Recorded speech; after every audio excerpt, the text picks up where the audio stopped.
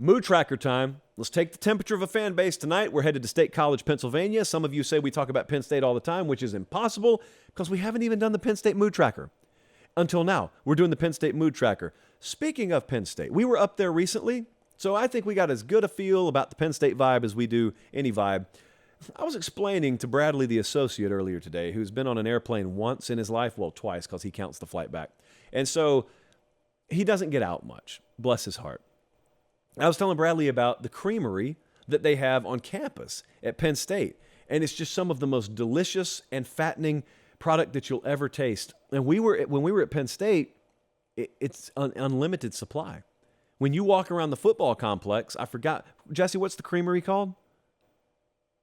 The creamery. I wonder how they came up with a name. It always fascinates me. So they have that chocolate milk all over the place, and I downed it. I downed it stone cold style. And I still really have not fully burned that off. But I don't regret anything.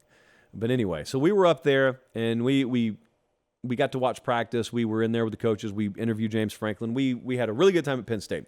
They're coming off an 11-2 year. They're coming off a Rose Bowl. We have really seen a surge in Penn State. Those folks are dialed in up there. What's the mood of the fan base, therefore?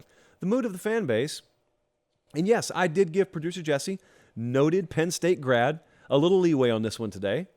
So I had a good source on this. Jesse says the Penn State mood tracker should be A-list attitude. What do you mean, Jesse? Well, it's pretty easy to see where he's going there. James Franklin's 4-14 against the top two in that conference, Michigan and Ohio State. He is 74-22 versus everyone else. That is a heck of a job of coaching. It's not elite, premier, top of the line. It's that next rung below that. It's hard to even get there. So what we would equate that to on national college football terms is we would equate you to being Liv Tyler. You would be Alexander Skarsgård. You know who that is? That was that dude who was in True Blood, Eric Northman, which shockingly I watched. More recently, you would know him from such shows as Succession. You're a solid B-list actor, and you want to be an A-lister. You want to go from Liv Tyler to Brad Pitt. You want to be Denzel. How do you do it? Pretty simple. Beat Ohio State and or Michigan and go to the playoff. Maybe even win your playoff game. Hey, maybe even win your title, but at least accomplish something that you haven't already accomplished. They got the highest rated quarterback they've ever had there. They got an incredible 1-2 tandem in the backfield. They got a ton of experience along their offensive line. They have got an exceptional defense and an exceptional defensive coordinator to go along with that. They love the staff. I love their staff. They are recruiting very, very well. In other words, all of the ingredients are there for you to become an A-lister this year. You just have to get it done. College football landscape's coming at you. It is coming in your direction. If you're Penn State, forget what I think about the way things are changing. The fact is they're changing. Has any program out there just been sitting and waiting for these changes more than Penn State? An expanded playoff? How much would that benefit them?